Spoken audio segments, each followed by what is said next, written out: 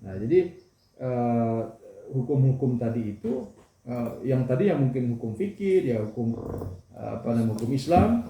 Nah, sekarang kita formulasikan menjadi hukum negara. Nah, jadi karena dia menjadi hukum negara, kalau dia menjadi hukum negara, maka dia bisa diterapkan kepada siapapun, bukan hanya kepada orang Islam saja, karena dia hukum negara.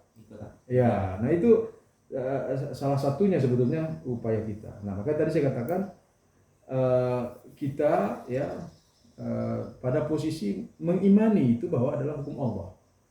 Nah, yang celakanya kalau boleh saya katakan, yaitu cendekiawan sebagian sekarang ini menganggap hukum itu sebetulnya bukan hukum Allah. Ya, mereka anggap adalah konstruk sosial.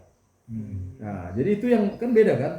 Nah, kita tidak melaksanakannya karena ketidakmampuan kita. Yang satu tidak melaksanakannya karena itu bukan hukum Tuhan. Nah, ini salah satunya. Langsung kita bahas ini. Ya, ini saya saya masuk saja langsung di sini ya. Nah, di sini antum lihat apa kata Abdul Majid Syarafi ini. Ya, katanya al-wahyu la yatahaddats al-battah an syari'atin. Ya, wahyu sama sekali tidak bicara tentang syariah. Syariah dalam makna apa? Dalam makna hukum Tuhan. Nah, itu bima'nal qanunul ilahi. Nah, jadi dia tidak menganggap, kalau kita katakan tadi misalnya hukum potong tangan, hukum rajam, itu hukum Tuhan bukan itu. Kita katakan syariah itu adalah hukum Tuhan kan. Hukum bermakna tadi kita bisa memaknainya sebagai hukum positif. Kalau hukum positif artinya hukum yang harus diterapkan oleh negara. Itu maksud hukumnya. Jadi diformulasikan oleh manusia dan diterapkan oleh negara. Nah, itu kita sebut hukum positif. Tapi kita melihatnya bukan sekedar hukum positif, tapi juga hukum Tuhan. Jadi Allah yang memerintahkan kita. Misalnya kalau orang membunuh, maka dia harus dibunuh. Orang yang mencuri dipotong tangannya. Orang yang berzina harus dirajam. Ya, itu yang menentukan itu siapa? Kan Allah. Artinya hukum itu adalah hukum Allah. Nah, tugas kita ya dalam kehidupan bernegara sekarang bagaimana memformulasikannya menjadi hukum positif. Berarti dia nanti bunyinya menjadi undang-undang begitu. Ya. Jadi tidak lagi orang ini dijatuhkan hukum bunuh berdasarkan ayat Al-Qur'an, bukan begitu lagi. Tapi berdasarkan KUHP nomor sekian, pasal sekian ya, kayak Rambo ini sekarang ya, yang ya kan digunakan ini jungto sekian kan itu ada ketentuan pasalnya. Nah, itu maksudnya ya. Abdul Majid Syarafi melihat dia tidak ada namanya hukum Tuhan. Ya, makanya sekarang pertanyaan kita. Nah, di sini dia kemudian nanti dalam lebih jauh lagi melihat bahwa sholat itu juga bukan hukum Tuhan. Makanya katanya bilangannya, cara melaksanakannya bisa jadi berubah. Nah, ini sudah liberal ekstrim ya.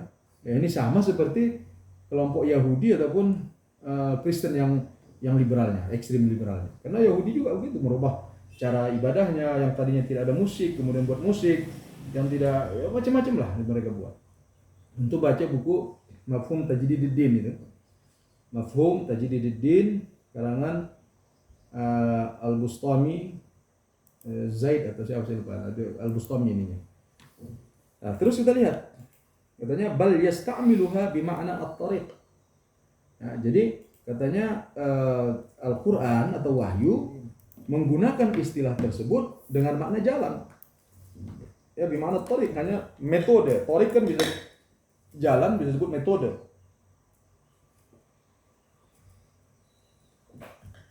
Bisa disebut artinya cara.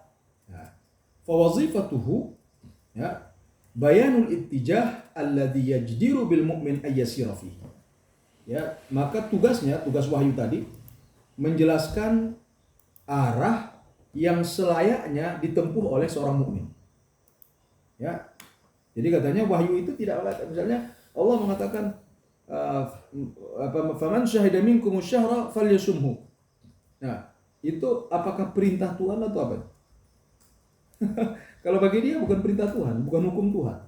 Ya, tapi dikatakan hanya diarahkan bagi seorang mana yang sepatutnya dia dia lalui. Nah, kalau memang dia menganggap puasa itu memang harus dilaluinya, dilakukannya, nah berarti ya sudah, silakan. Tapi fahuwa min hadhin nahya mulzam. Nah, bagi dia dari sisi ini itu mulzam. Jadi dari sisi mengarahkan tadi, apa yang layak kita lakukan, apa yang tidak layak. Nah, tapi kalau tafsirus suluki fi hadzal ittijah faminha miqdar dhail. Tapi katanya rincian tafsirus suluk, ya, merincikan perbuatan dengan cara seperti ini, ukurannya dhail. Apa dhail itu? Kalau air kan dhail itu dangkal. Nah, ini tidak banyak. Ya, ukurannya nggak banyak. Fahuwa bimathabatil hulul zarfiyah. Katanya itu hanya merupakan solusi temporary. Ya, misalnya tadi orang mencuri dipotong tangannya, itu solusi sesuai itu zaman dulu, sekarang udah nggak lagi, itu kata mereka. Nah, di sini tadi yang saya katakan tadi bedanya tadi, kalau berarti dia ini menganggap bahwa hukum hudud itu bukan hukum Tuhan. Nah, kalau bukan hukum Tuhan berarti kalau sudah dianggap bukan hukum Tuhan, ngapain dilaksanakan? Nah, ini makanya jadi dasar berpikir kaum liberal itu menganggap syariah itu bukan hukum Tuhan, tapi hukum manusia. Karena dia hukum manusia tidak bersifat mutlak. Kalau tidak mutlak berarti tidak mengikat. Nah, karena dia hanya solusi yang temporary. Waktu itu sesuai, sekarang tidak lagi. Ya, itu makanya kata walakinnahu tarakan nasibal awfar min duni tansis.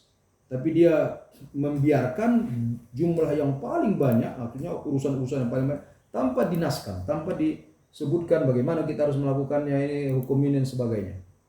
Ya, jadi ini bagi dia berarti tidak ada yang namanya syariah bermakna hukum Tuhan. Ya, bagi dia itu adalah kreasi manusia, hukum yang memang sesuai untuk zamannya. Bisa jadi dulu ya hukum kisos dianggap relevan, kata mereka, sekarang sudah tidak. Ya, dulu mungkin LGBT diharamkan, sekarang mungkin tidak lagi. Dan begitu seterusnya. Nah, saya sarankan antum ya membaca bagian pertama dari bukunya Pro Atas itu, Islam and Secularism. Ya, kenapa? Karena apa yang terjadi di kaum liberal ini, saya lihat hampir sangat mirip sekali dengan yang terjadi di situ, terutama Kristen. Ya, tapi kalau buku tadi Mafhum Tajdiddin itu antum lihat nanti di kayaknya bab bagian pertama itu, tapi bagian Al-Asraniyah fil Nasraniyah dan Yahudiyah. Nah, di situ akan antum temukan bagaimana proses liberalisasi terjadi di Kristen dan juga terjadi Yahudi, dan menurut saya hampir mirip-mirip ya dengan yang dilakukan oleh kaum liberal ini. Ya, maka nanti ada istilah tadi progresif wahyu, ada ethical religion. Nah, itu mereka kembangkan, dan itu sekarang mulai masuk ke dalam wacana pemikiran agama Islam. Jadi yang penting kan dia orangnya baik, dia penting kan dia soleh, dia tidak mengganggu orang, dia adil, tidak korupsi, dia tidak sholat, itu bukan urusan kita. Dia tidak sholat, dia tidak puasa, dia kafir, itu bukan, tidak penting kata mereka. Karena agama itu adalah hanya sebagai etika saja. Nah, dia hanya mengarahkan orang bagaimana mereka harus bertingkah laku untuk menjadi manusia yang baik. Sekedar itu saja. Nah, baik ukuran mereka. Nah, tadi ukurannya apa baik itu? Ya kan? Misalnya tadi kalau bagi kita ukuran zalim itu bukan hanya sekedar misalnya tidak memberikan hak orang lain. Ya, itu bukan zalim terhadap diri kita juga ada, seperti kesyirikan misalnya. Itu bagi dalam Islam bahkan itu dianggap sebuah kezaliman yang paling besar kan. Inna syirka la zulmun azim. Nah, kemudian kalau kita bisa jadi dalam Al-Qur'an faminhum zalimun li nafsihi. Ada orang yang berbuat zalim terhadap dirinya. Nah, kalau dalam konteks konsep justice barat ya, yang nama zalim itu nggak mungkin terhadap diri saya sendiri. Makanya orang bunuh diri itu bagi mereka itu tidak zalim. Tapi bagi kita orang bunuh diri itu dia menzalimi dirinya. Nah, bagi mereka ya itu hak dia. itu tubuhnya dia, nyawanya dia, hak dia untuk diperlakukan seperti apa. Nah itu. Ya, ini jelas sekali ya maksudnya tadi dari pertanyaan antum tadi itu. Ya. Jadi di sini Abdul Majid Syarafi ini dari Tunis nih. Ya, dari Tunis, bukunya Islam Bainar Risalah wa Tarikh ini sudah terjemahkan ke dalam bahasa Inggris. Islam Between Message and History. Ya, terjemahkan. Ya. Terus coba kita lihat ini. Ini dari Khalid Abdul Fadl. Katanya, Syariah is God's will in an ideal and abstract fashion, but the fiqh is the product of the human attempt to understand God's will. Ya, Syariah itu adalah keinginan Tuhan dalam bentuknya yang ideal dan abstrak, berarti tidak konkret. Ya, fikih itu adalah produk manusia atau upaya manusia untuk memahami kehendak Tuhan tadi. Nah, di sini yang saya kata tadi, rancunya begini. Sekarang kita katakan, ya ini juga kemarin juga saya diskusikan dengan teman-teman di Mentingan, saya katakan, orang selalu mengatakan kita harus membedakan antara pemikiran agama dengan agama. Ya kan begitu ya? Pemikiran Islam dengan Islam. Sekarang di mana? Kalau ditanya, oke, coba buat garis demarkasi mana yang namanya pemikiran agama dan mana yang namanya agama. Ya, sama saya katakan seperti warna biru ini. Coba pisahkan antara biru dengan bendanya, bisa nggak? Biru. Hah? Oh, warnanya. Iya, biru ini pisahkan dia dari warnanya, bisa? Nggak bisa. Ya, biru nggak bakalan bisa, nggak bakalan bisa dilihat kalau tidak dengan benda. Ya, benar sebagai benar bisa nggak kita pahami atau kita katakan kita cerna? Itu benar. Nah, benar. Nah, pasti benar apa? Perkataan kah? Benar perbuatan kah? Benar apa? Benar statement kah? Benar pasti dia, karena dia kata sifat. Ya, melekat pada sesuatu. Nah, maka tadi kalau kata mereka, kita harus bedakan antara pemikiran agama dengan agama. Sekarang kita tanya misalnya begini. Ketika ulama kita katakan sholat wajib, itu fikih kah atau kehendak Tuhan? Coba. Kan katanya syariah itu adalah kehendak Tuhan dalam bentuk idealnya. Fikih itu upaya manusia untuk memahami kehendak Tuhan tadi. Nah, ketika kita melaksanakan ibadah sholat, itu kehendak Tuhan kah atau pemahaman kita? Kehendak Tuhan. Hah? Kehendak Tuhan kah? Berarti bukan pemahaman manusia. Nah, sekarang katanya fikih adalah pemahaman yang mana kita sebutkan tadi pemahaman manusia tadi. Nah, kalau katanya kehendak Tuhan itu abstrak, ideal, berarti nggak bisa dilihat dong. Nah, kalau makanya kan rancu kan, coba nanti lihat kerancuannya. Sepintas memang kelihatannya iya juga ya. Nah, coba katanya syariah dalam konteks ini syariah itu selalu fair, selalu adil, selalu equitable, rata.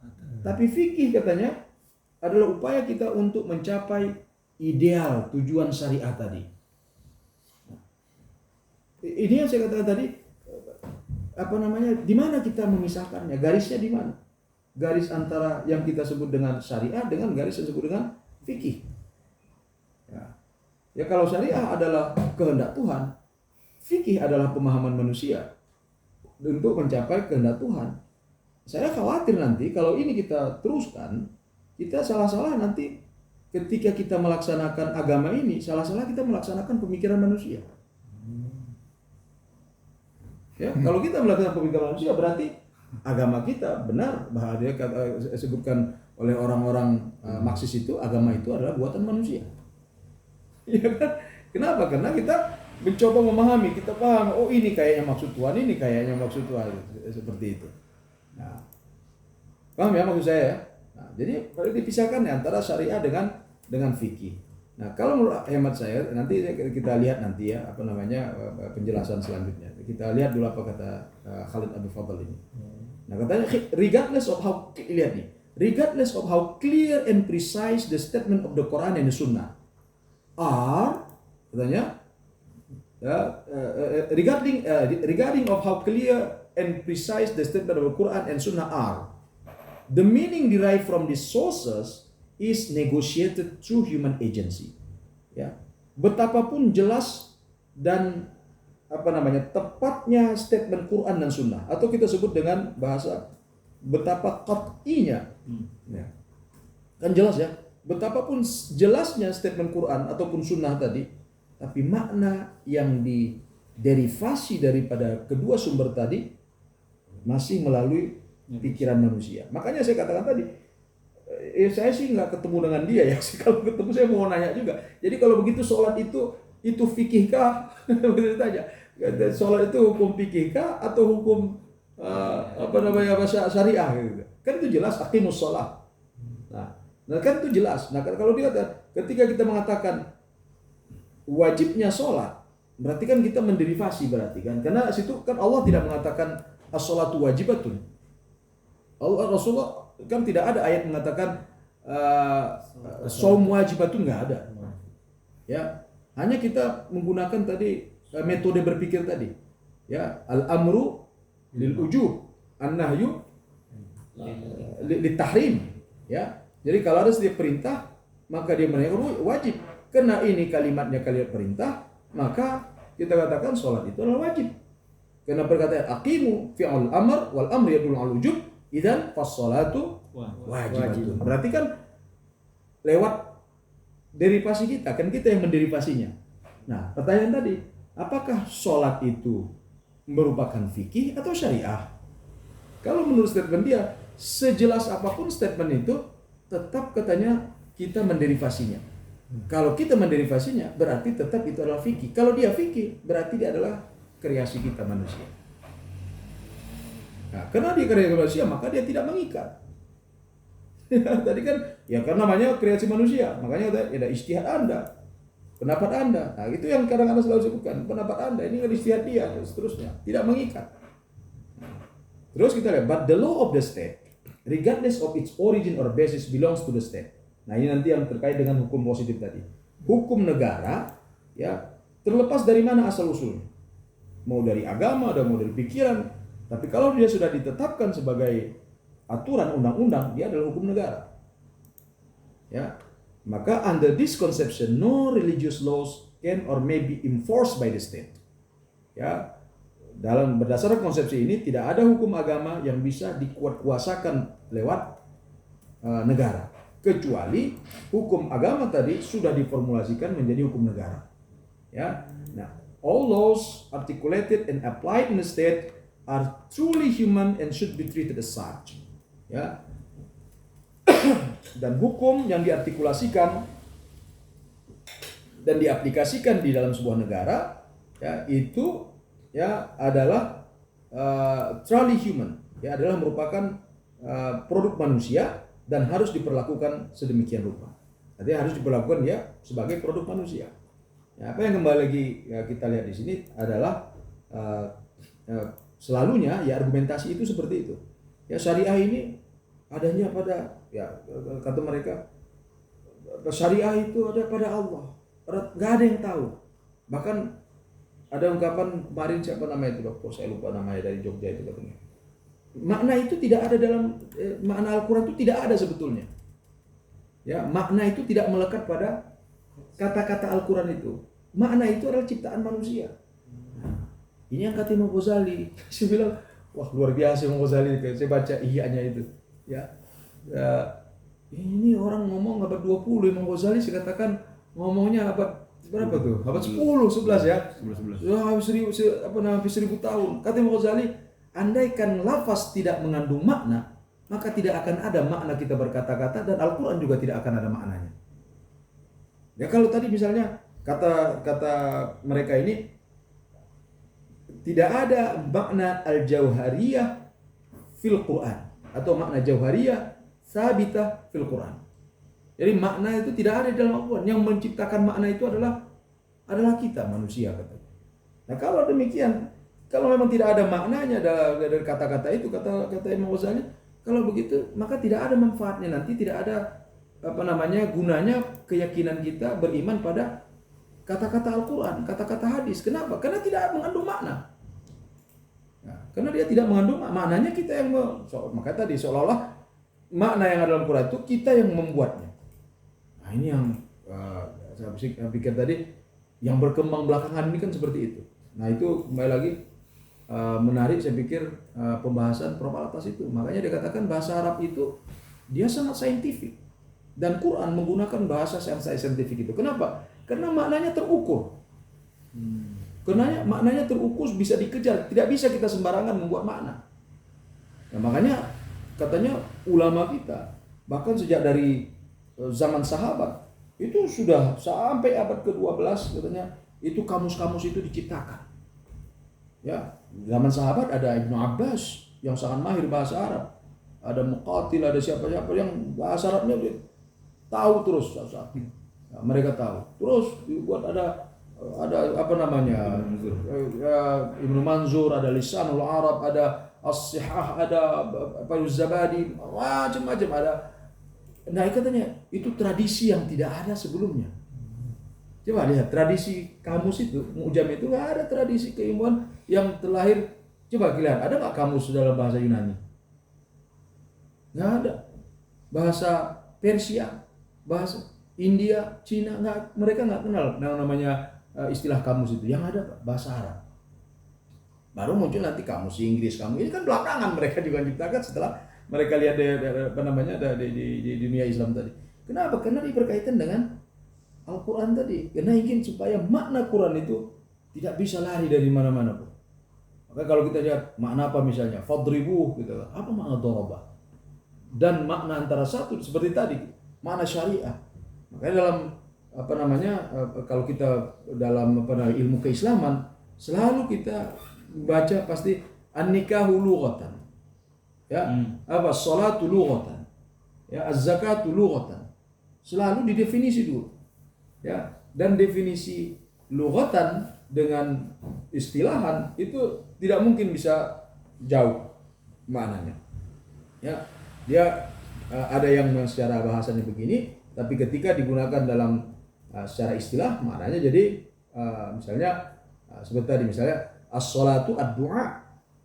Tapi kemudian ma huwa salatu af'alun wa aqwalun muftatihatun bitakbir wa muhtatimatun bitaslim. Tapi perbuatan, perkataan dimulai dengan takbir, di akhirnya salam. Itu kan semuanya rangkaian doa sebetulnya. Ya kan rangkaian doa dalam sholat itu. Ya. Tapi tadi dimaknai dengan makna istilah sudah dengan makna berbeda. Baik. Kita lihat. Saya katakan, benarkah hukum Islam produk manusia? Nah, kalau kita lihat definisi dari fikih yang dituliskan oleh para ulama, biasanya sebutkan bahwa yang disebut dengan fikih itu adalah pengetahuan tentang hukum-hukum syariah yang bersifat praktis, yang bersumberkan atau diambil dari dalil-dalil tafsiriyah. Ya, pengetahuan tentang hukum syariah yang berdimensi perbuatan, makanya yang berdimensi akidah kan tidak termasuk ya. Yang berdimensi akliyah juga tidak termasuk. Ya, ini hanya yang berdimensi perbuatan manusia saja. Tapi dia sumbernya dari dalil-dalil tafsiliyah, dalil-dalil yang dibuat secara rinci. Jadi hukum itu bukan mikir kemudian ini hukumnya, bukan. Tapi dia mengambil dari sumbernya. Ya, mengambil dari sumbernya. Nah, di sini nanti ya, apa maksud muktasab min adillati tafsiliyah? Muktasab itu kan berarti kan diusahakan.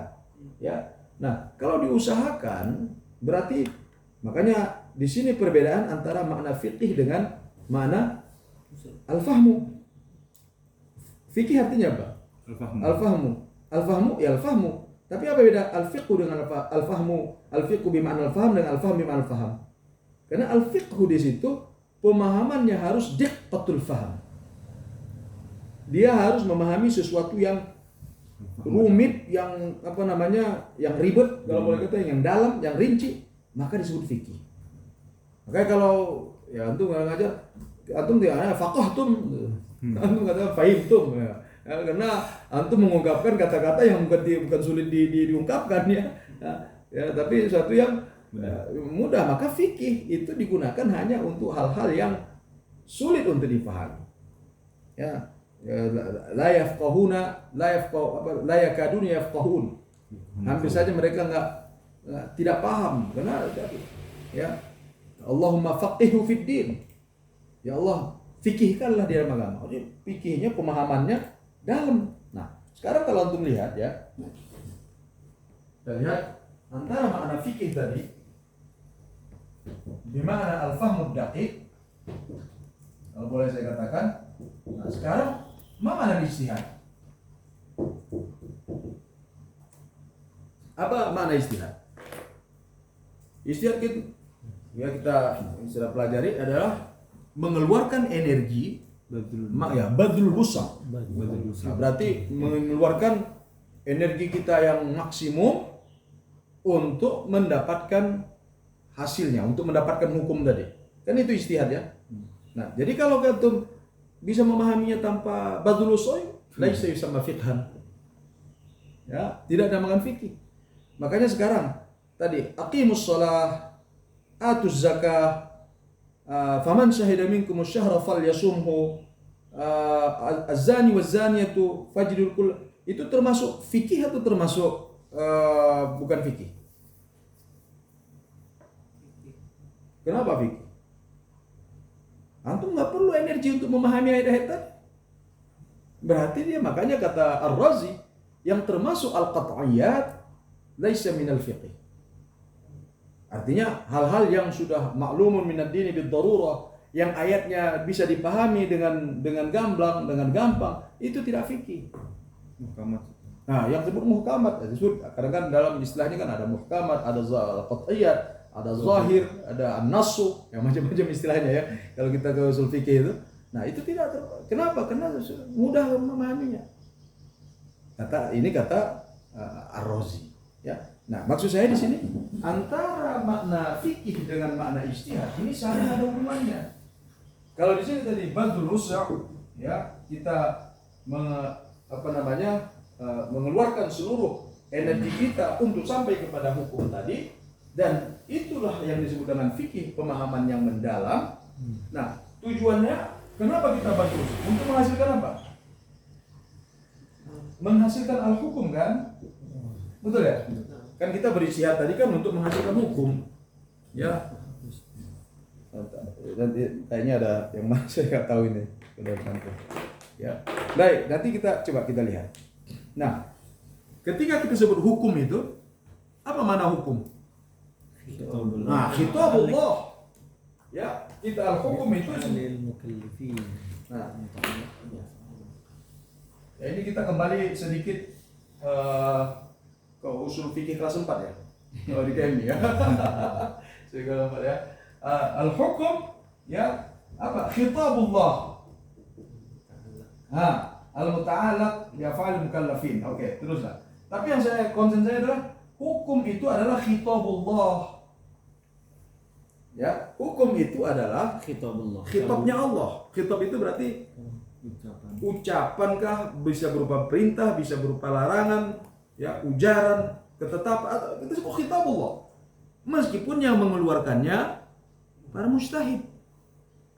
Ya kan, kita tidak mengatakan ya, hukum itu secara definisi diidhafahkan kepada Allah, disandarkan kepada Allah, tidak disandarkan kepada mujtahid. Kita tidak mengatakan khitabul mujtahidin karena dia mengeluarkannya adalah para mujtahid, tidak, dia adalah khitabullah.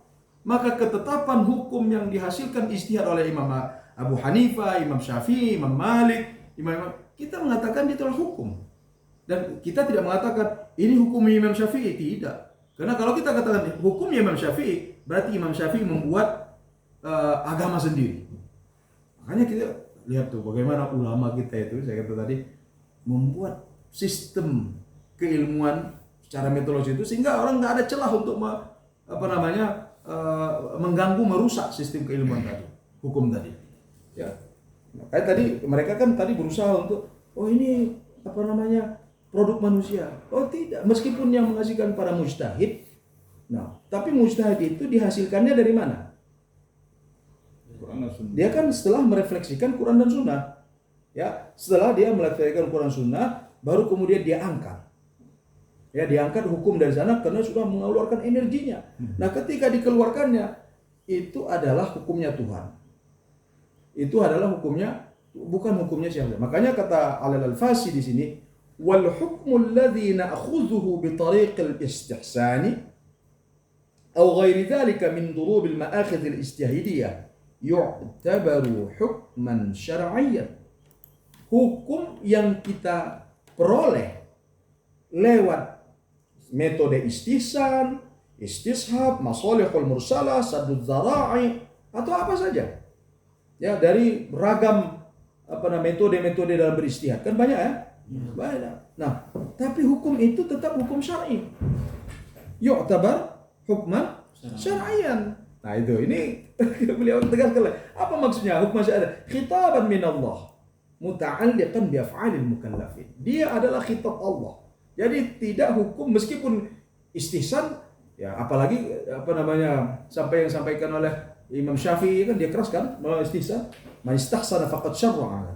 Barang siapa beristihsan maka dia seolah melakukan syariat. Nah, tapi bagi ulama yang membolehkan istihsan, ya berarti dia kan beristihad lewat itu. Tapi hukumnya tidak hukum manusia tadi, bukan hukum mujtahid tadi, tapi tetap hukum Allah. Yu'tabar hukman syar'iyyan.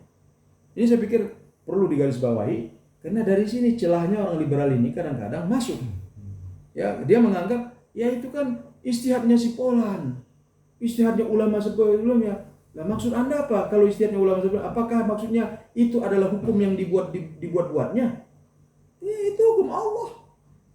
Ya, itu adalah hukum Allah. Dia menemukan hukum tersebut. Ya, bukan karena dia buat hukum itu sesuai dengan kemauannya, seleranya, tidak. Ya. Nah, ini yang menarik dari ungkapan Courtney Page ini, ya ini dia menyebutkan apa? Ijtihad. Nah, ini saya katakan masa dia lebih paham sih daripada tokoh-tokoh sarjana muslim liberal ini. Saya katakan, dia katanya, ijtihad is not a way by which the jurist creates legal rules. Lihat. Ijtihad bukanlah cara yang digunakan oleh para ahli fikih untuk menciptakan hukum. Jadi ijtihad itu bukan cara dia untuk menciptakan after consulting the text. Setelah berkonsultasi, dia merujuk kepada teks Al-Quran. Tapi katanya apa? It is an attempt to formulate rules which God has already decreed and are concealed in the sources. Tapi ijtihad itu adalah upaya untuk memformulasikan hukum yang sesungguhnya telah ditetapkan oleh Allah, tapi tersembunyi. Apa maksudnya? Nggak bisa orang melihatnya. Makanya tadi fikih apa? Badlul usai.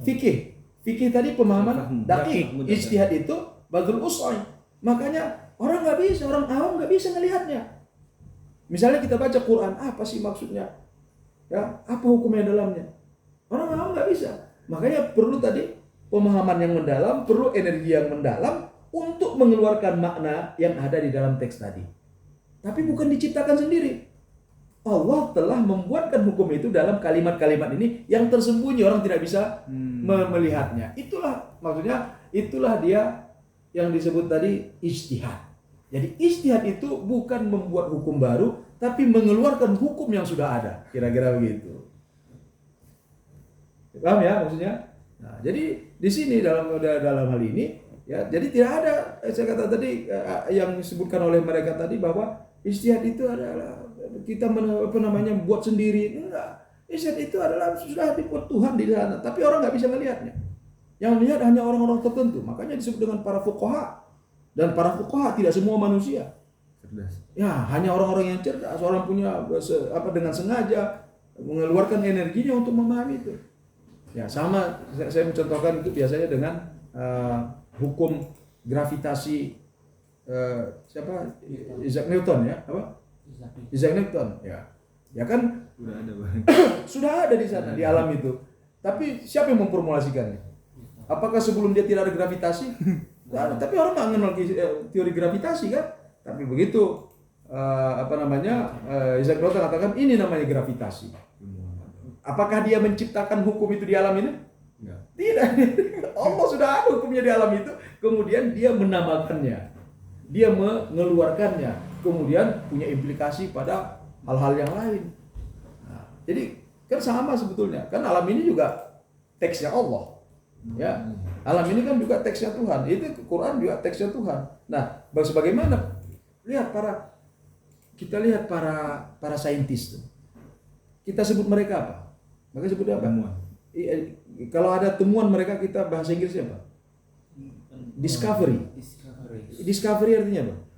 Penemuan. Iya, jadi covernya itu dibuka. Ini kan cover namanya kan? To cover this. Begitu discover, Mengungkap. iya, makanya covernya dibuka. Jadi bukan membuat sesuatu. Mereka bukan membuat sesuatu yang baru, tapi mengcover. Apa covernya dibuka mereka? Ya, ada research, penelitian. Apa arti research? Dicari kembali. Ya sudah ada berarti kan. Nah, dari istilah-istilah saja kita lihat itu ya. Tidak ada yang, makanya kita nggak bisa bukan sombong gitu ya. Kita namanya, kita apa? Anda melakukan research. Ya, research. Anda cari kembali, dia sudah di sana. Anda cari gitu ya. Ya, Anda kemudian ketika Anda temukan, Anda hanya apa? Anda hanya membuka covernya, maka disebut dengan discovery.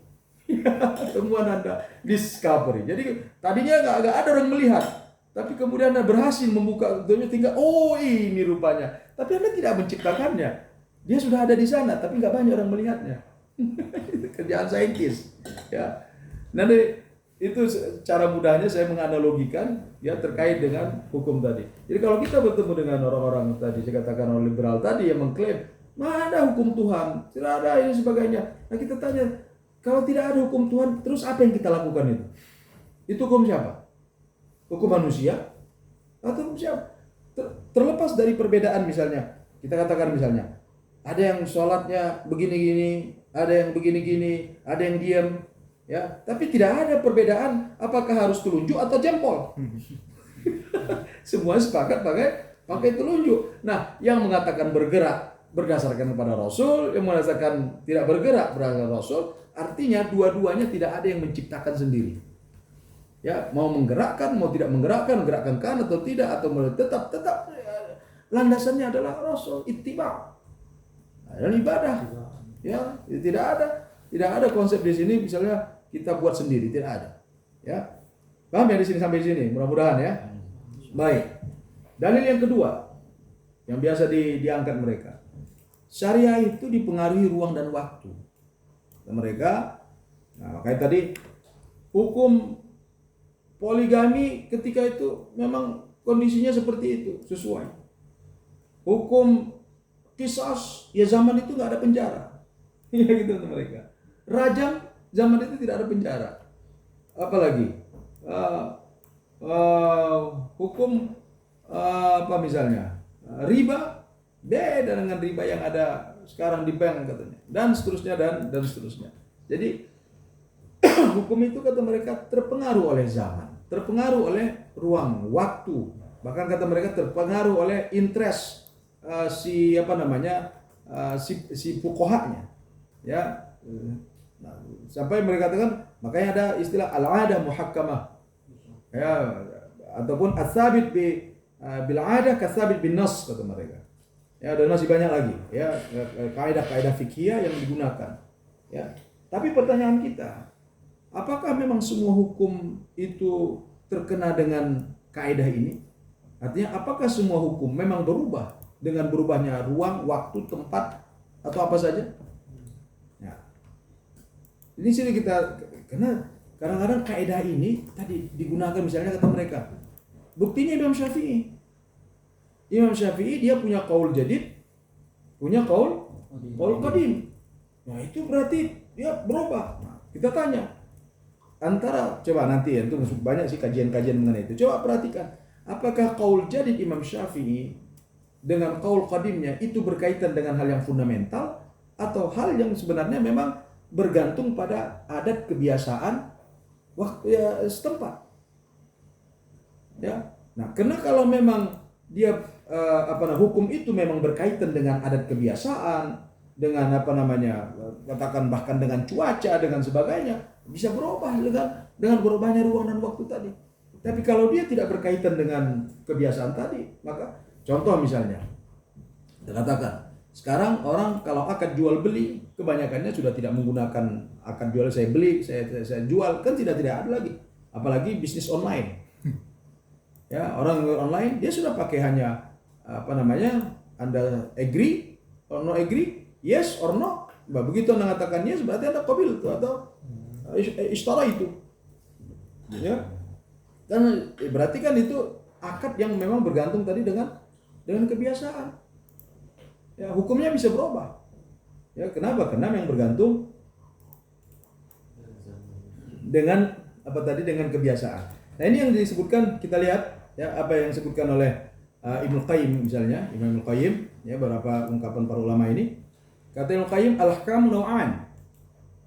Naw'un la yataghayyar an halatin wahidatin huwa 'alaiha la bihasabil azminah wala al-amkinah. Wala ijtihadul ummah ka'ujubil wajibat wa tahrimil muharramat wal hududil muqaddarah bisyar'i al-jara'im أو نحو ذلك فهذا لا يتطرق إليه تغيير ولا اجتهاد يخالف ما وضع عليه. Hukum ada dua. Hukum yang tidak berubah dari keadaan di mana dia awalnya, ya, tidak berdasarkan waktu, tempat ataupun ijtihadnya umat. Andaikan umat mengatakan, sepakat umat mengatakan bahwa sholat tidak wajib, tidak akan berubah tentang wajibnya sholat. Kira-kira begitu. Andaikan umat sepakat untuk mengatakan LGBT itu halal, tidak akan berubah tentang haramnya LGBT. Meskipun seluruh manusia umat Islam bisa mengatakan dia adalah halal, tidak akan berubah hukum. Kenapa? Karena hukum ini permanen, sabit, apalagi unchangeable. Ya, nah, seperti apa? Wajibnya yang wajib, haramnya yang haram. Sampai kiamat tidak akan pernah. Meskipun seluruh umat Islam, katakan ulama-ulama yang ingin mengatakan bahwa zina halal katanya, tidak akan merubah haramnya zina. Kira itu maksudnya ini. Ya. Nah, begitu juga ini hududul muqaddarah bisyara' 'alal jara'im. Ya, hudud yang telah ditentukan oleh syarak terhadap kriminalitas tadi, pembunuhan, ya, perzinahan, apalagi perampokan, ya, yang sudah ditentukan hukum-hukumannya. Ya, tidak akan berubah, ya, dan yang seumpamanya, ya, maka katanya hukum-hukum jenis ini tidak dimasuki perubahan dan tidak ada ijtihad yang bertentangan dengan apa yang dia telah ditetapkan padanya. Artinya tidak mungkin ada, saya kata tadi, makanya upaya yang dilakukan oleh orang liberal ini akan sia-sia semuanya, ingin merubah hukum-hukum tadi. Kenapa? Ya tadi tidak akan berubah. Ya, makanya kita lihat penantangan terus akan muncul di sana. Mungkin katakan para elitnya mengatakan demikian, ya, tapi di bawah belum tentu. Ya, saya katakan, andaikan orang Indonesia semua di sedangkan ulama kiai-kiainya, ustaz-ustaznya mengatakan yang halal tadi menjadi haram, ya, tidak akan merubah hukum tersebut, karena bisa jadi di negara lain tidak. Tapi bisa jadi, ya, perhatiin baik-baik saya, ya. Bisa jadi hukum yang tadinya halal diharamkan atau yang haram dihalalkan kalau berdasarkan siasah syariah. Tapi hukum sebagai hukum, ya, hukumnya tidak akan berubah. Maksud saya, hukumnya pasti tetap. Ya, misalnya tadi bisa katakan, babi hukumnya apa? Haram. Tapi ada kondisinya dia menjadi halal. Tapi itu adalah bukan hukum asalnya. Dia akan tetap menjadi haram. Dia hanya karena keadaan tertentu.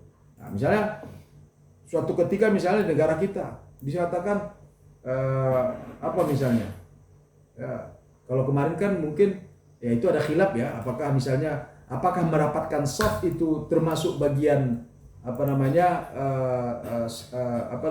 syarat sahnya sholat atau kesempurnaan sholat. Kan ada perbedaan kan. Ada mengatakan pokoknya mau pandemi kemarin, pokoknya shaf harus dirapatkan. Ya, yang kan ada ustaz-ustaz yang keras kayak Ustaz Ihsan Tanjung apa itu, nggak mungkin. Ustaz Akbar Ali Akbar, yang ustaz akhir zaman itu, Zulkifli Ustaz akhir zaman, ya. Itu kan keras banget itu, pokoknya nggak ada, ini mazhab WHO kata mereka. Nah, pertanyaan kita kan, apakah sholat rapat itu bagian daripada rukun sholat, sehingga kalau tidak dilakukan maka sholat akan tidak sah? Tapi kan tidak ada ulama mengatakan itu, apalagi dengan kondisi-kondisi tertentu. Dia hanya sebutkan sawus sufuf fa inna taswir min tamamis sholat. Ya, min tamamis as-sholat, ya, dari kesempurnaan. Ya, dan tentu banyak ini hadis-hadis lain tentang penyatuan hati dan tapi tidak ada satupun yang mengatakan, ada nggak ulama yang menyatakan bahwa rapatnya shaf bagian daripada sahnya sholat? Setahu saya, wallahu alam, tidak ada. Wallahu alam, ya, saya belum baca semua mazhab yang ada, tapi sependek pengetahuan saya katakan tidak. Nah, maksud saya di sini tadi, jadi kalau katakan bahwa hukum bisa berubah dengan perubahan, iya, kita katakan iya. Ya, tapi tidak semua hukum bisa berubah. Maka Ibnu Qayyim dalam kitabnya Alamul Muwaqqi'in, dia tidak mengatakan taghayyurul ahkam bi taghayyuril azminah, tapi dia mengatakan apa? Taghayyurul fatwa. Kenapa dikatakan taghayyurul fatwa? Karena hukum tidak akan berubah. Ya, hukum orang mencuri, ya, tetap potong tangannya. Tapi dalam kondisi ini difatwakan berbeda dengan hukum yang lain. Tapi hukumnya tidak berubah, fatwanya yang berbeda. Dia paham bedanya. Fatwa kan beda dengan bahwa fatwa itu mengandung hukum, tapi hukumnya tetap. Fatwanya yang berbeda. Ya, saya fatwakan misalnya ini halal misalnya. Ya, saya fatwakan ini halal dalam kondisi seperti ini, tapi hukumnya tetap bahwa misalnya sesuatu yang haram tetap haram. Ya, misalnya berubah kondisi, maka fatwanya tadi yang berubah, hukumnya tidak berubah. Ya, maka misalnya itu tadi bahwa kasus Umar bin Khattab tidak memotong tangan pencuri. Nah, itu saya pikir sangat gampang ya untuk memahaminya, karena kita katakan syarat-syarat untuk ditetapkannya hukum potong tangan tidak terpenuhi. Ya, itu salah satu lah, ya. Jadi Umar bin Khattab bukan menolak untuk menerapkan hukumnya. Andaikan sempurna syarat-syaratnya, saya yakin Umar bin Khattab pasti menerapkannya, tapi ini kan tidak sempurna syarat-syaratnya. Ya, bahkan kalau diterapkan Umar bin Khattab radhiyallahu anhu hukum tersebut dengan kekurangan syarat, maka Umar bin Khattab bisa jadi dituduh zalim. Kenapa? Karena ya sama seperti misal gini. Sholat maghrib, sholat itu wajib. Sholat maghrib wajib nggak? Wajib, karena termasuk sholat. Tapi wajibkah sholat maghrib sekarang? Tidak wajib. Kenapa? Belum masuk ke tanggung. Syaratnya belum, sababnya belum ada. Ya, begitu juga tadi hukum potong tangan tadi. Hukum potong tangan tetap wajib. Tapi karena dia tidak memenuhi syarat, maka hukum potong tangan ketika itu tidak menjadi dilaksanakan. Kalau kita sholat maghrib sekarang, sah nggak? Tidak. Bahkan bisa jadi haram. Iya.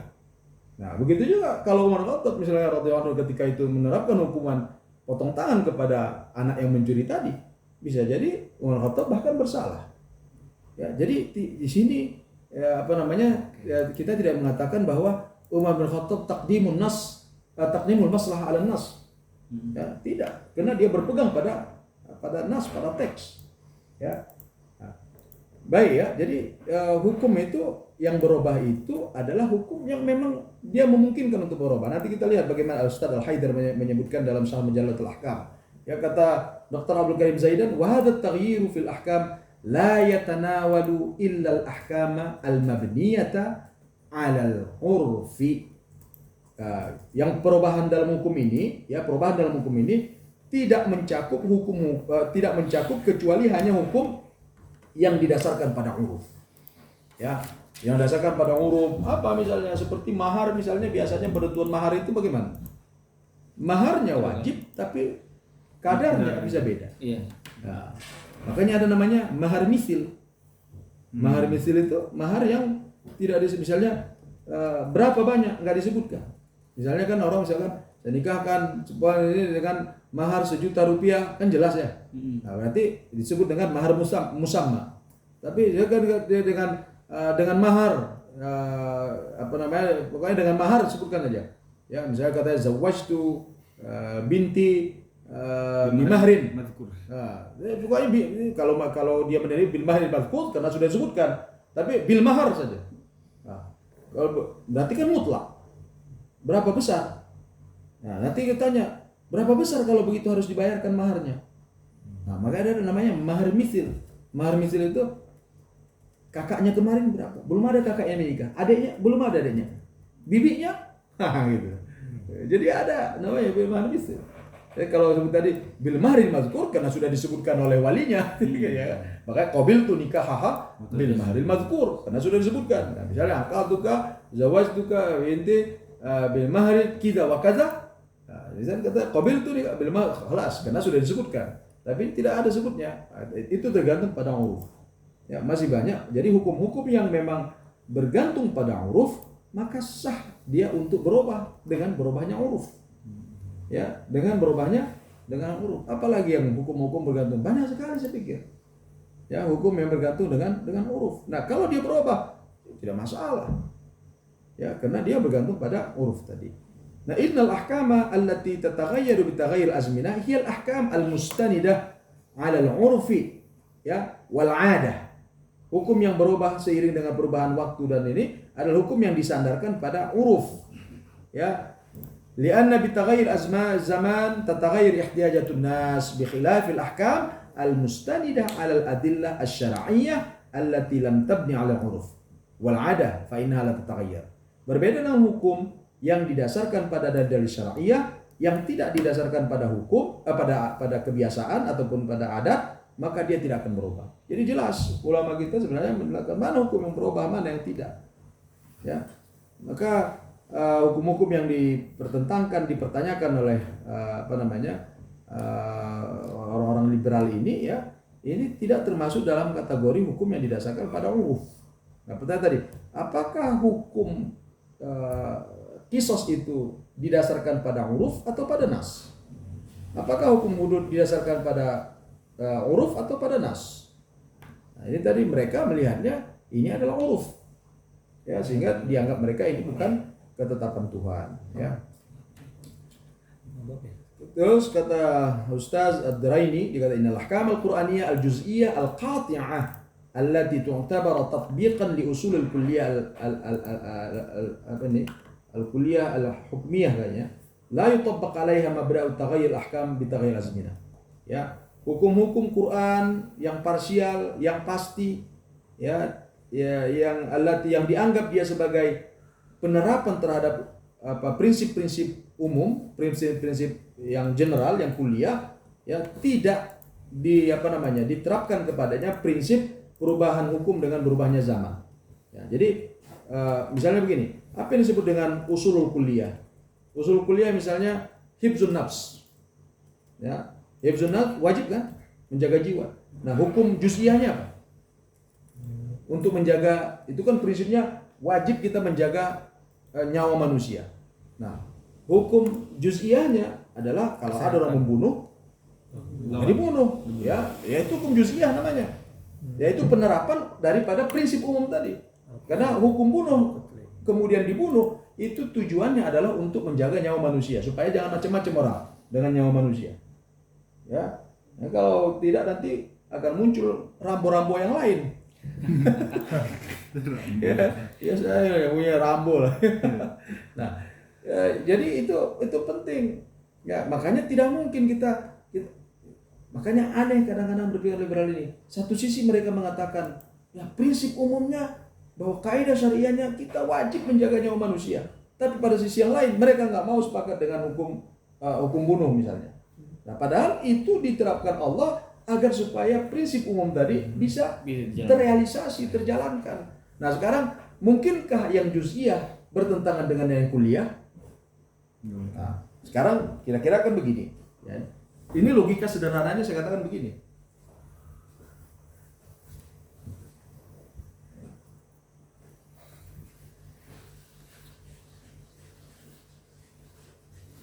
Yang kita sebut dengan kuliah itu apa?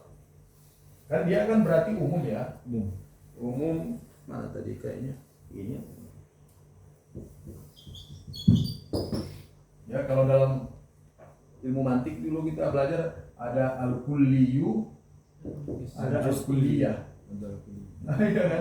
Ada al-juz'iyu, ada al-juz'iyah. Nah, ini kita tinggalkan dulu. Nah, yang disebut dengan kuliah itu adalah yang umum. Nah, yang umum itu dia dibangun atas yang juz'iyah. Betul? Betul. Ya nggak mungkin terbangun yang general, yang umum kalau tidak ada. Misalnya begini, dari mana orang tahu al-amru lil ujub? Ini karena mungkin setiap perintah menunjukkan wajib. Ya, kira induksi kan? Kalau disebut dengan istiqra. Nah, begitu kita temukan begini, kalau begitu kita ambil kesimpulan al-amru lil ujub. Nah, kan ini kan kaidah umumnya. Dan umum ini kemudian berdasarkan juz. Nah, kalau kita ambil tadi begini, salah satu prinsip umumnya itu adalah berkaitan tentang nyawa manusia. Hifdzun nafs. Dari mana kita tahu hifdzun nafs? Setelah membaca Al-Quran dari Fatihah sampai Nas, kita temukan betapa Allah memberikan perlindungan terhadap manusia, nyawa manusia. Ada hukum ini, ada. Salah satu hukumnya itu adalah untuk merealisasikan hifdzun nafs itu adalah al-qisas, misalnya al-qatlu lil qatlil 'am. Hukum bunuh kepada pembunuhan yang dilakukan dengan sengaja, ya, atau istilah bahasa sekarang pembunuhan berencana. Ya, itu ya, pembunuhan berencana. Nah, hukumannya paling lama 20 tahun kalau hukum mati. Mudah-mudahan ya Allah. Ya, al-qatlul qabla. Nah, sekarang ini adalah hukum juz'iyah. Nah, kemudian kita katakan, oh ini enggak wajib. Yang wajib itu adalah hifdzun nafs. Nah, bagaimana kita bisa merealisasikan hifdzun nafs sementara kita sudah meruntuhkan yang partikulernya? Maksudnya, berarti tempat dia bersandar sudah habis. Ya, sudah gugur. Maka tidak mungkin kita melaksanakan yang al-kulliyu dengan berpaling daripada al-juz'i. Ini yang diingatkan oleh Asy-Syatibi.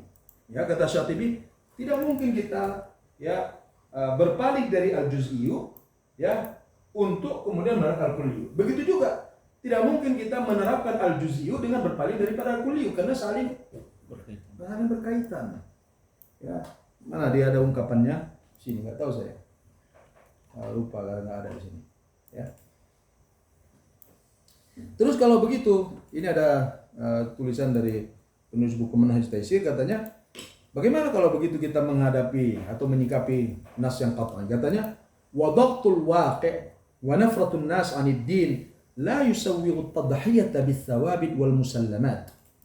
Ya, tekanan keadaan, kondisi, ya, tekanan misalnya kondisi begini ataupun larinya manusia dari agama tidak kemudian membenarkan kita untuk mengorbankan yang thawabit dan musallamat.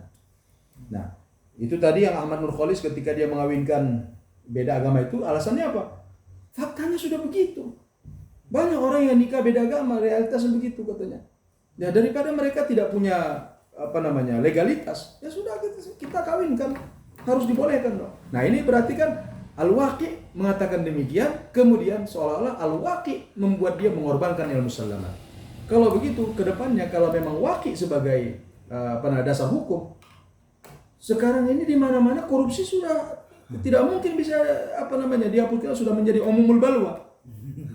Iya, sudah di mana-mana. Apakah kemudian kita katakan kalau demikian kita harus membolehkan korupsi?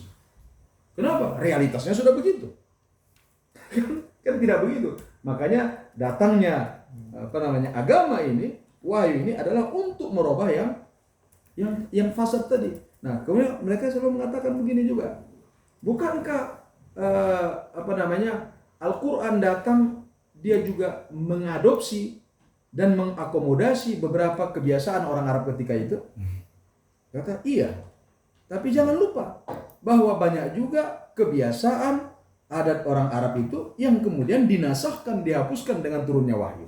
Nah, itu mereka lupa aspek itu. Mereka hanya menekankan aspek pengakomodasian Islam terhadap beberapa adat yang ada di di Arab ketika itu. Nah, tabarruj misalnya, diharamkan, padahal itu menjadi bahkan sebutkan wala tabarrujna tabarrujal jahiliyatil ula. Ya, itu jelas berarti ketika itu tabarruj menjadi kebiasaan. Nah, tapi kemudian dilarang. Ya, jadi kalau orang mengatakan pakaian yang sekarang itu adalah pakaian Arab sekarang, itu bertentangan dengan ayat ini. Dan ayat ini mengatakan kehidupan wanita-wanitanya ketika itu adalah menunjukkan apa namanya diri mereka mungkin ya tabarruj tadi. Nah makanya katanya tekanan realitas dan larinya manusia dari agama tidak akan bisa mengorbankan hal-hal yang thawabit dan yang musallamat atau tanazul 'anil usul wal qat'iyat mahma balagatil mujtama'atu min taghayyurin wa tatawwurin fa inna nususas syar'i ja'at salihatun linnasi fi kulli zaman wa makan. Ini saya pikir ungkapan yang tepat nih. Ya makanya tadi saya katakan andaikan seluruh umat manusia mengatakan LGBT itu halal, hukumnya pasti tidak akan berubah. Kita tidak bisa kemudian dipaksa mengatakan realitasnya orang sudah banyak katanya sudah ini ya, terus kenapa? Memang kita harus ikut realitas. Makanya ada ungkapan coba lihat di dalam Al-Qur'an. Ketika Allah mengatakan aksaruhum pasti aksaruhum fasiqun, aksaruhum la ya'lamun, aksaruhum la yaqilun, aksaruhum tapi ketika Allah menyebutkan qalilun min ibadiyas syakur. Qalilun semua baik falyadhaku qalilan wal katsir. Jadi ketika Allah menyebutkan mayoritas pasti dengan hal-hal yang negatif semuanya. Tapi ketika Allah menyebutkan yang sedikit pasti halnya positif. Qalil min ibadiyas syakur saya kata tadi. Contoh lagi apa lagi? Antum ingat? Qalilan ma tazakkarun. Sedikit sekali orang yang berzikir itu. Ya hanya berarti orang yang berzikir itu termasuk orang yang spesial. Ya, orang yang berzikir itu kebanyakannya kasirun ghafilun kasirun zaraqna katsiran minal jinni wal ins fil jahannam bisababi madza lahum udhunun la yasma'un lahum a'yunun la yubsirun lahum qulubun la yafqahun. Jadi tidak bisa katanya tekanan realitas itu dijadikan alasan untuk merubah hukum tadi. Ya, terutama hukum tentu saja hal-hal yang usul yang usul dan qat'iyat, yang thawabit dan musallamat. Ya, hal-hal yang prinsipal. Nah, ini yang membuat agama kita ini terjaga kalau boleh saya katakan. Betul. Karena di agama lain itu semuanya bisa berubah. Ya. Kita makanya kalau ada yang ingin melakukan research ya tentang agama-agama yang ada saja, mau Hindu, mau Buddha, mau apa, coba lihat praktik-praktik mereka, agama yang ada mungkin dengan yang sebelumnya, atau yang katakan Hindu yang ada di Bali dengan Hindu yang ada di India, perbedaannya jauh sekali. Kalau kita cek apakah berbeda antara yang kita lakukan sekarang dengan zaman Rasulullah, bahkan orang berusaha untuk sedekat mungkin dengan apa yang dipraktikkan Rasulullah dalam sholatnya, dalam puasanya, dalam muamalatnya, kata-katanya, interaksi dengan istrinya, dengan anak. Kita berusaha sedekat mungkin. Ya disebut dengan ittiba'us sunnah itu kita berusaha sedekat mungkin, bukan malah berusaha menjauh, tidak. Ya. Nah ini saya tadi bedanya agama kita itu kita punya tadi Nabi Muhammad. Ya kalau Allah Ta'ala mengatakan Nabi Muhammad inilah yang dijadikan tolak ukur dalam kita beragama tadi. Karena kita ingin selalu mendekat. Ya katanya makanya pendidikan Islam itu katanya harus to produce men and women resembling as much as possible to the Prophet Muhammad SAW. Yaitu menghasilkan manusia laki-laki perempuan yang bisa sedekat mungkin bisa menyerupai Rasul. Meskipun itu akan sulit, jangankan Rasul, sahabatnya saya sudah. Tapi kita punya model. Nah, kalau tanya mereka model mereka pendidikan apa? Mau menjadikan manusia seperti apa sebetulnya? Nggak tahu mereka. Tanya misalnya orang Barat, Pak, Anda model yang ini. Makanya pendidikan kita ini karena tadi tidak jelas, akhirnya berubah-ubah terus. Sekarang pendidikan merdeka, besok pendidikan pengabdian, besok pendidikan perbudakan mungkin. Allah alam. Ya. Kenapa? Karena tidak jelas tadi konsep kita tentang manusia. Baik ya, tadi jelas ya di sini mengenai perubahan hukum seiring dengan perubahan ruang dan waktu. Ya, kemudian saya bisa mengcover semuanya. Nah, ada yang katakan hukum Islam bias gender.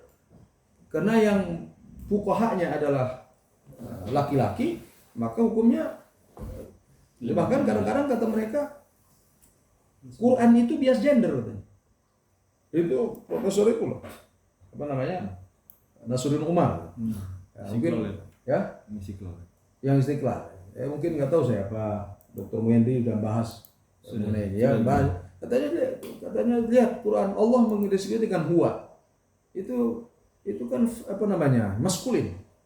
Ya, kenapa Allah tidak menyebutkan dengan hiya? Kenapa ada perbedaan seolah? Nah ini kan cara berpikir yang sangat simplistik saya pikir. Karena tidak ada hubungannya antara pendomiran itu dengan refleksian daripada apa yang didomirkan tadi. Contoh saya katakan api. Api itu sifatnya lebih maskulin atau feminin? Api maskulin karena kan membakar, gagah. Kan itu kan sifatnya maskulin itu. Matahari maskulin atau lebih maskulin atau lebih feminin dibandingkan bulan? Bulan, matahari maskulin. Ya, bukan feminin kan? Dia lebih gagah dibanding bulan apa? Feminin ya. Nah, karena dia lebih lembut, nah, kan begitu ya. Tapi coba dalam bahasa Arab. Nah, api itu dhamirnya muannas atau muzakkar? Muannas. Matahari muannas. Kalau begitu, wah, kenapa kita katakan kenapa Al-Qur'an membuat matahari lebih maskulin padahal dia membuat matahari feminin padahal dia maskulin. Berarti kan enggak ada hubungannya. Begitu juga ketika Allah menyebut dirinya sebagai huwa, ya, bukan berarti Allah menunjukkan bahwa dia adalah gagah perkasa. Allah latif. Allah rahim, Allah wadud. Ya, ini sifat-sifat yang lembut semua. Jadi tidak ada hubungannya. Makanya pendalilan mengatakan bahwa hukum Islam itu lebih bias gender, tadi ada patriarki dan sebagainya. Ini perlu dipertanyakan. Ya. Nah, kita take for granted ataupun kita anggap ungkapan mereka ini benar. Oke, hukum Islam kata mereka, hukum Islam ini kena hidup di masyarakat yang patriarki, kemudian ulamanya banyak laki-laki, maka hukumnya kemudian seolah-olah banyak memihak pada laki-laki. Sekarang argumen ini kita anggap benar. Ya, berarti produk hukum yang berbias gender punya kelemahan ataupun salah, kan begitu ya. Nah, kan dalam konteks ini mereka katakan bahwa hukum Islam ini bias kepada gender karena yang produksinya adalah laki-laki. Nah, berarti dengan bias gender tadi hukum itu menjadi katakan lemah ataupun menjadi tidak relevan dan sebagainya. Kan begitu ya? Sekarang kita balik. Oke, fine kalau begitu. Sekarang silakan Anda memproduksi hukum, tafsirkan ulang ya, dan kemudian Anda menafsirkan ulang berdasarkan tadi bias gender yang menguntungkan perempuan. Oke, sekarang pertanyaannya, apakah kemudian hukumnya menjadi kuat atau kemudian dia relevan? Berarti kan dia punya kelemahan yang sama dengan yang dituduhkannya. Artinya dia juga bias gender. Dia bias pada kepentingan perempuan. Kalau yang tadi dianggap bias pada kepentingan laki-laki, nah sekarang mereka buat penafsir ulang. Dia bias kepada kepentingan perempuan. Kalau begitu sama-sama bias. Kalau sama-sama bias berarti gimana dong? Apa yang membuat kemudian bias perempuan menjadi lebih utama daripada bias laki-laki? Jadi argumen ini saya pikir sangat lemah sekali. Ya, kalau begini kita akan berputar pada putaran yang tidak akan selesai. Nanti ketika dibuat hukum, wah ini menguntungkan perempuan, nanti laki-laki protes. Buat hukum yang baru lagi. Kan tidak akan selesai. Padahal hukum ini dibuat adalah hukum Allah dan Allah membuatnya sedemikian rupa. Makanya tujuannya apa? Lil insijam. Untuk menjadikan adanya keharmonisan. Litanazuq, bukan litanazuq. Ini kan mereka membuat begini karena tadi pandangan Marxis tadi bahwa hidup itu selalu struggle. Ya, jadi seolah-olah kaum perempuan ini adalah kaum tertindas, ya, atau bahasa maksudnya apa? Proletariat ya. Ya, proletariat melawan kaum borjuis. Nah, borjuis ini laki-laki. Jadi maka dilakukan perlawanan. Jadi konsepsi cara mereka memandang ini adalah dalam konsep class struggle. Ya, class struggle itu pertarungan antara kelas. Ya, ini kelas di sini tadi laki-laki dianggap sebagai mewakili kelompok borjuis tadi, yang perempuan kelompok proletariat, sehingga itu terjadi terus. Makanya kita lihat sekarang kalau kelompok feminis ini adalah kelompok yang ingin memposisikan mereka pada posisi tertindas. Padahal siapa yang nindas mereka? Ya, bahkan perempuan ada yang pengen ditindas. Oke, baik.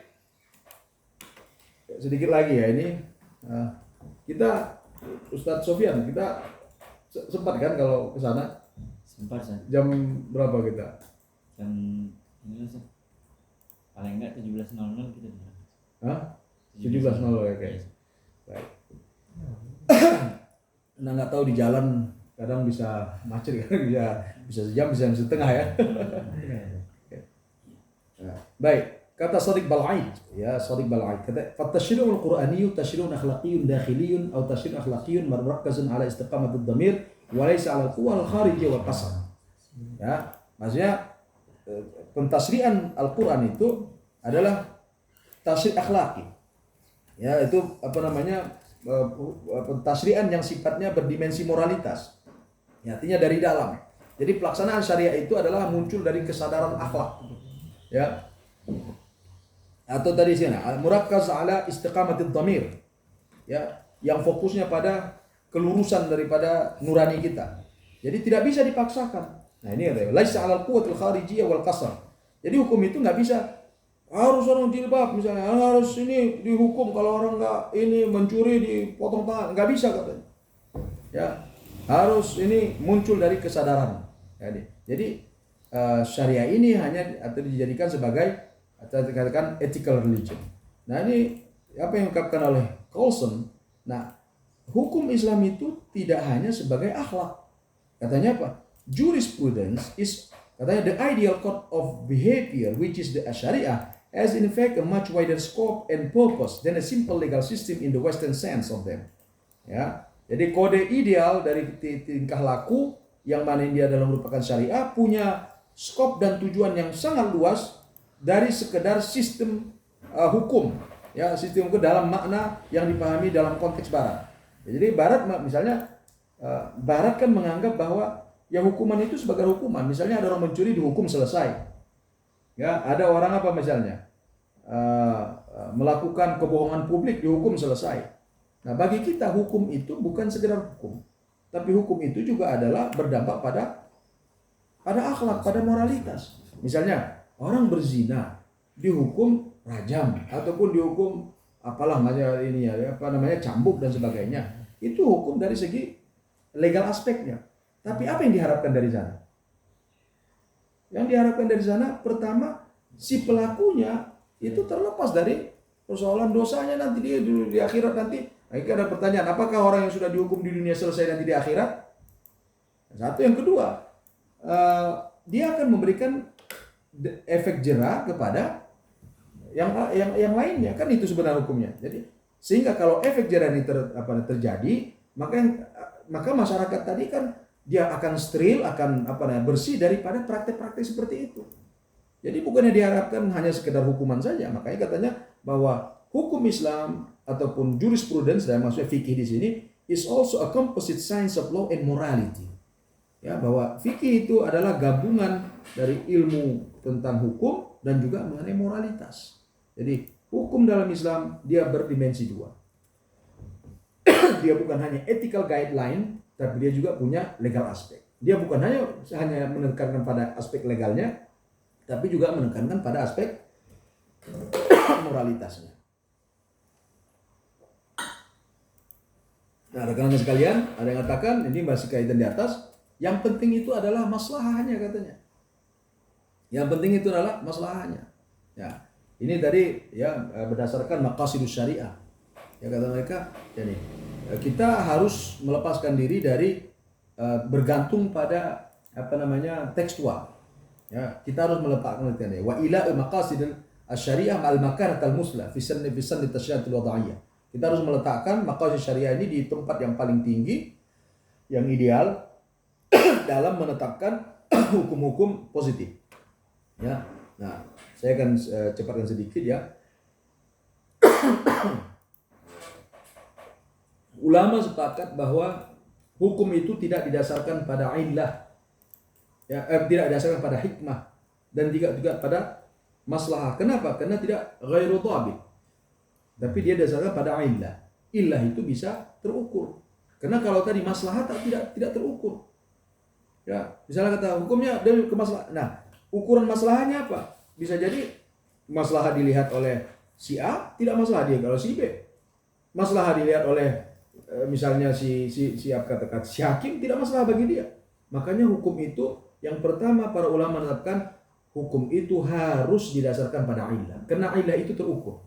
Ya. Nah, namun demikian biasanya antara ilah dengan hikmah itu dia saling beriringan. Ya, misalnya ilah orang boleh berbuka puasa kalau dia musafir. Nah, apa yang ilahnya di sini? Ilahnya adalah safar, bukan masyaqqahnya. Karena masyaqqah ini bisa jadi bagi sebagian orang dia safar tidak masyaqqah. Nah, bolehkah orang yang musafir tidak ada masyaqqahnya dia kemudian buka? Nah, kalau kita hubungkan antara hukum boleh berbuka dengan masyaqqah tadi, maka orang musafir kalau dia tidak masyaqqah maka dia tidak berbuka. Padahal bolehnya orang berbuka puasa bukan disebut masyaqqah tapi disebutkan safarnya. Maka bimujarrad safar siapapun boleh iftarul berbuka puasa. Misalnya dia berangkat dari sini ke London, ya apa susahnya emang? Tinggal naik pesawat juga ini dingin semuanya, ini susah. Tapi boleh nggak dia tidak puasa? Boleh, ke safar. Nah, terukur nggak safar itu? Terukur, nah itu. Kalau masyaqqah tidak terukur, tapi dengan menjadikan ilah tadi, ya, safar tadi sebagai ilah, di sana ada hikmahnya. Di sana pasti ada maslahahnya. Ya tadi berarti dengan sendirinya ya yang namanya masyaqqah meskipun ada atau tidak ada dia akan teriringi dengan tidak berpuasanya dia ketika musafir maka dia terhindar dari masyaqqah tadi. Ya, terhindar karena terukur. Tapi kalau masyaqqah ya saya kata tadi bagi seorang dia tidak masyaqqah bagi orang. Nah, jadi hukum itu harus diiringi dengan masyaqqah. Maka di sini kata Syatibi nasbu syari al-mazanna fi mawdil hikmah dhabtan lil qawanin syar'iyyah. Ya syari menetapkan hukum itu pada tempat hikmah itu untuk menjaga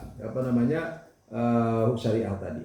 Makanya ketika dikatakan hukum Islam itu katanya sangat tekstual, memang tekstualitas itu perlu dijaga. Karena kalau tidak ada teksnya, maka bisa jadi hukum ini bisa berabe. Coba kita lihat sang hakim ketika dia menetapkan suatu hukum. Ya, seperti misalnya, apa nanti akan ditetapkan ini karena lagi rame aja ya meskipun udah saya menyebut dia 2 kali, ini kali ketiga ini, ya kasus Rambo ini. Nah, hukumannya apa? Pasti kan dikatakan berdasarkan undang-undang KUHP nomor sekian, pasal sekian, maka nanti si jaksa akan menuntut berdasarkan itu kan. Coba bayangkan tidak ada teks. Bagaimana kira-kira jaksa menuntutnya? Berdasarkan kasus ini dan menjadi perhatian publik apalagi begini maka dia dituntut untuk disayat-sayat kan gawat itu. Iya. Berarti ini kan tingkat subjektivitasnya tinggi sekali. Ya, tapi dengan adanya teks terjaga objektivitas. Nah, begitu tadi orang yang melakukan ini maka konsekuensi hukumnya adalah ini. Itu menjaga objektivitas hukum.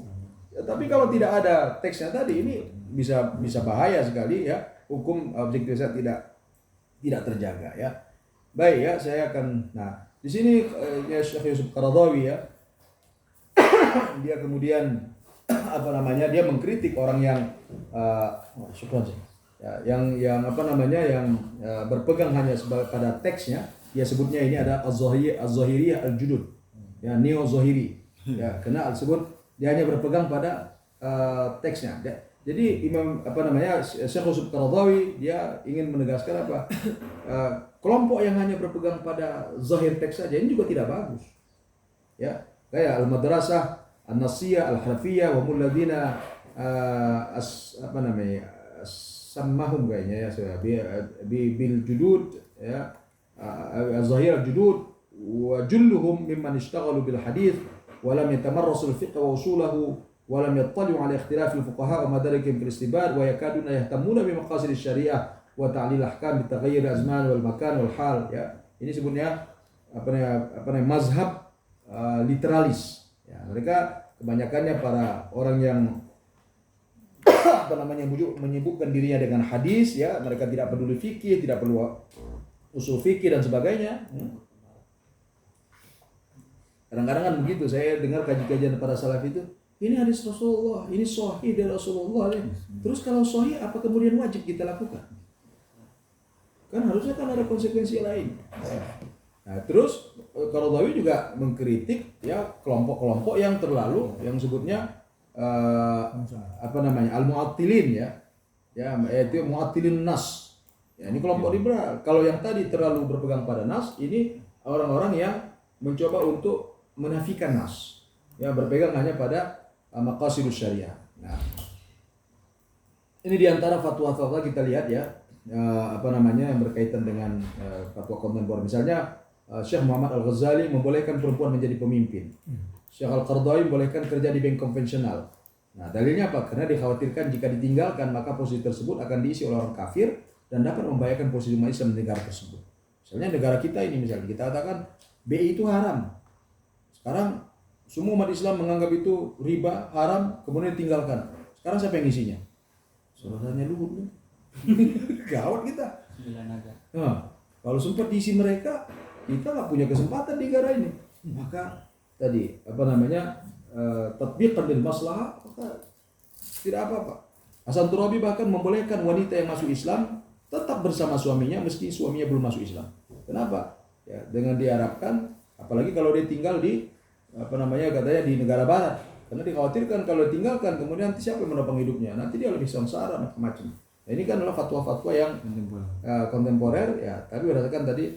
Nah, makanya Yusuf Al-Qaradawi juga dalam pandangan sebagian orang ya, ini adalah minal mutasahilin, orang yang terlalu memudahkan. Nah, itu mutasahilin ya.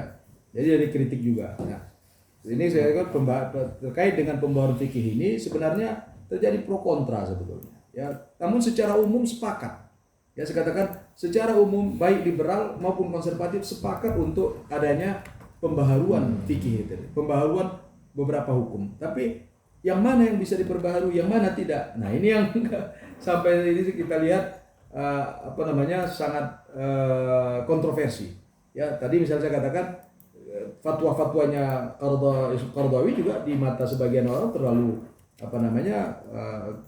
terlalu memudahkan ya, terlalu liberal ya. Namun ya, bagi sebagian lain ini sudah tepat ya. Jadi perdebatannya sangat ini sekali. Dan terkait dengan maqasidus syariah ini juga, ini ya lihat kajian-kajian yang sudah banyak juga ya, antara maqasidus syariah bainal ifrad wa tafrid, maqasidus syariah bainal fiqh usul wal fiqh hadathi. Ya, ini mencoba untuk melihat tadi ya antara orang yang melihat maqasid ini dengan terlalu berlebihan, ifrad ada yang tafrid, ada yang ifrad, ada yang terlalu menjaga sekali sehingga maqasid ini tidak diterapkan. Nah, secara teori ada, tapi yang terlalu berlebih-lebihan. Nah, begitu juga maqasid syariah dalam kacamata orang liberal ya, bentar-bentar maqasid. Nah, itu akhirnya juga defisit ya dikatakan ya, sehingga kadang-kadang lari daripada hukum yang prinsipnya. Nah, ini tadi saya katakan kesalahan kaum liberal dalam memahami maqasid. Pertama, memisahkan antara maqasid dan wasail. Kedua, antara kulliyat dan juz'iyat. Ini yang tadi saya katakan tadi. Maka kata Syatibi, anna man akhadha bil juz'i muqtidan an kulliyihi fa huwa mukhti.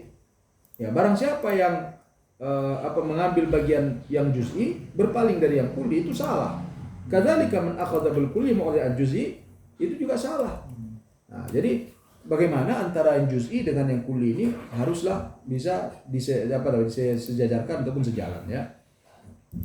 Nah, kemudian yang tadi mendalilkan hukum pada maqasid, kata Al-Fasid, laisatil maqasid tasyri'iyah masadir tasyri' kharijiyah.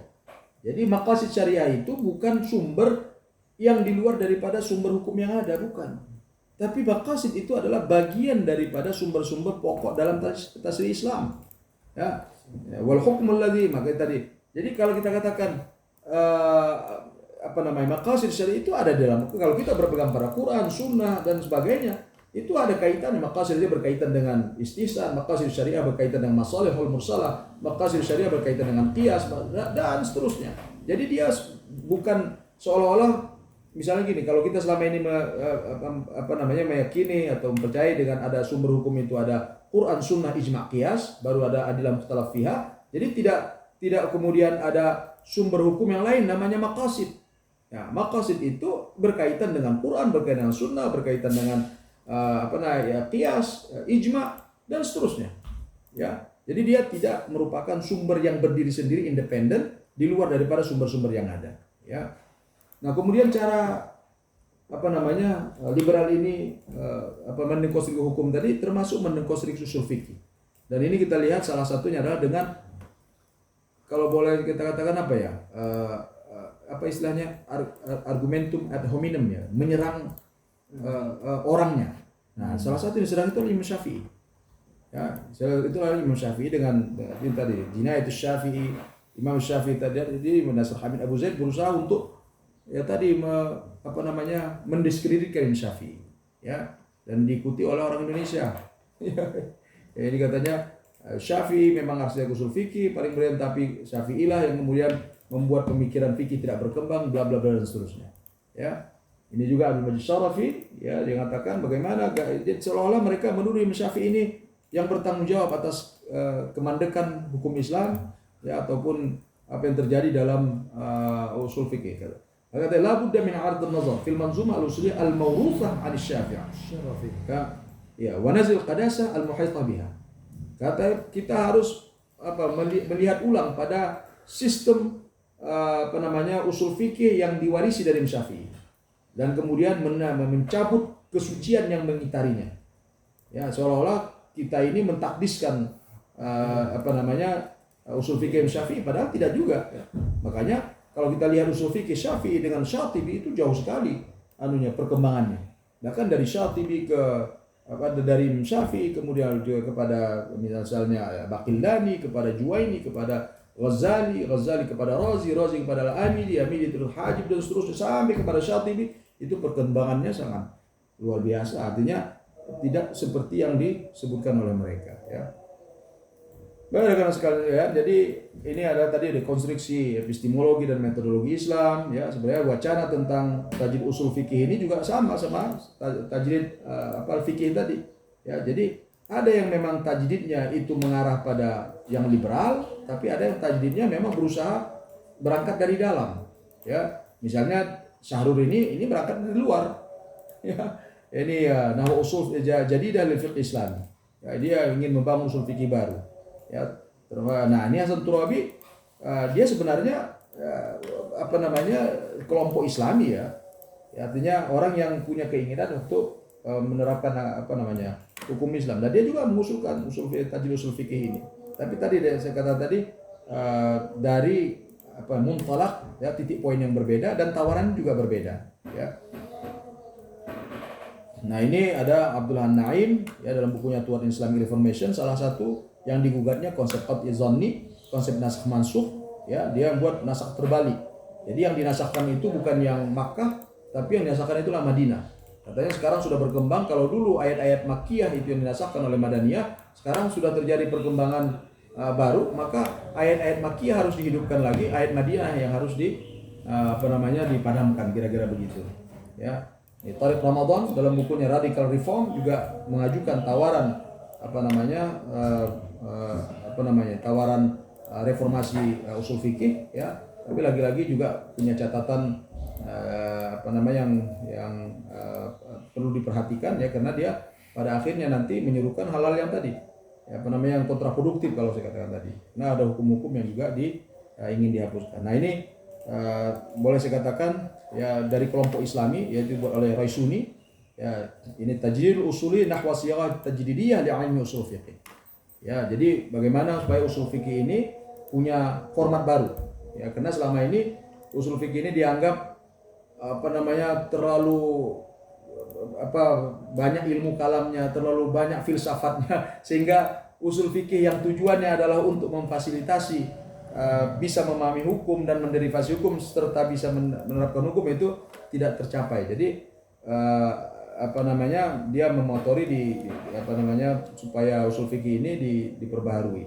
Dan ini kalau antum lihat, ya, ini saya ambil sengaja kontennya ya. Sebenarnya tidak banyak yang apa namanya yang berubah, tapi supaya bahasanya itu tidak terlalu jelimet ya gitu loh. Ya kan kalau kita baca usul fikih apa namanya, untuk baca Al-Amidi itu udah pembahasan kalamnya lebih dalam ya. Nah, sehingga katanya kadang bahasanya sangat rumit ya pembahasannya. Kalau orang tidak punya background mantik, tidak berfilsafat, tidak punya background ilmu kalam akan sulit memahaminya. Padahal dia usul fikih yang bukan bicara tentang ilmu kalam atau bicara tentang mantik, tapi kena terlalu banyak ya tadi istilah-istilahnya itu. Nah, maka mereka ingin menyederhanakan sebetulnya. Ya, sebenarnya ingin menyederhanakan. Nah, ini ada rekonstruksi berbasis maqasid. Ya, tadi masih Ahmad Raisuni dan juga termasuk Qardawi ya, Wahbah Zuhaili dan seterusnya. Ya. Baik, ini saja mungkin rekan-rekan sekalian. Silakan nanti kalau ingin berdiskusi dengan saya, insyaallah saya akan buka ruangnya ya. Baik, demikian terima kasih atas perhatiannya. Kalau apa namanya ada pertanyaan silakan. Dari jauh sana Saudara Ahmad Hisham Syamil ada yang ingin disampaikan, ditanyakan? Alhamdulillah. Oke. Dari Asatizah di Mantingan ada yang ingin ditanyakan? Mudah-mudahan bisa ditangkap ya, diserap. Ya kadang-kadang saya menyampaikan terlalu cepat, khawatir tidak tangkap. Oh, oke. Nanti saya ini kan ya, Ustaz Sofyan, kepala ketua kelasnya. Oke, baik kalau begitu. Oke, ada Ustaz Muhammad Faisal. Ada yang ingin disampaikan Ustaz? Tanyakan atau ditambahkan? Oke, baik. Barakallahu fikum.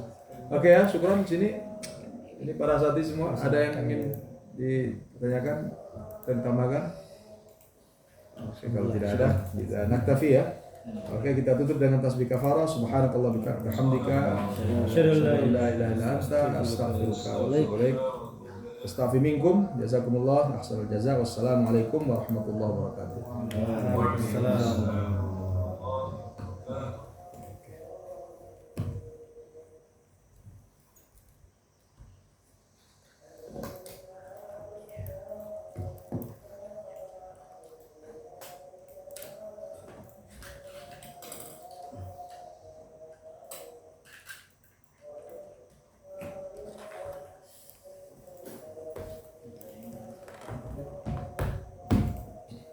Itu malam ini juga pulang. Nah, ba'da hadza. Ba'da dan nahnu sawa. Narji. Lakin antum mutazawwij kilahuma. Al-farqu bainakum wa baini ana annakum tarji'una ila mahar wa ana arji ila uswati. Rubama ala sabili sawa ada Ustaz. Ah? Ustazina Samar. Oh, gitu. Wa yarji ila ana. Ila masqat ra'si. Allah karim.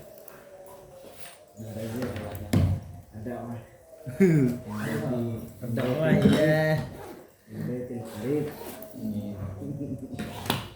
Izan al-mutazawwij faqad wahid. Nah, Ustaz. Oh.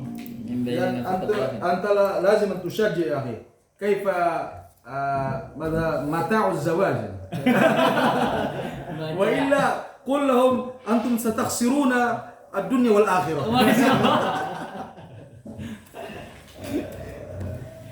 Insyaallah anu garib Ustaz Sofyan.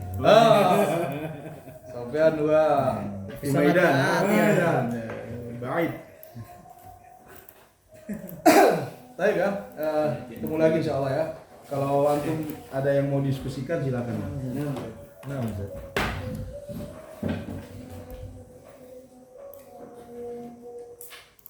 Hari ini tanggal berapa? 15. 15 Agustus. 15.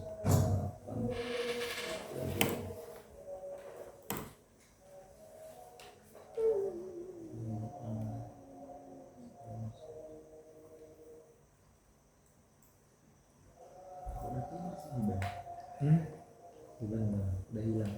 Bukan dia. Kita masih di gudang.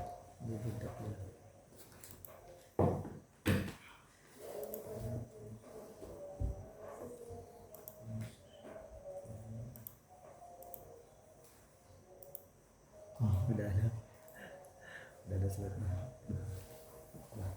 Mana slide-nya? Tadi ada yang belum?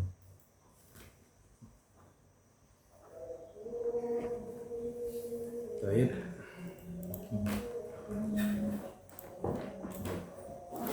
Ya, halakum insyaallah. Assalamualaikum.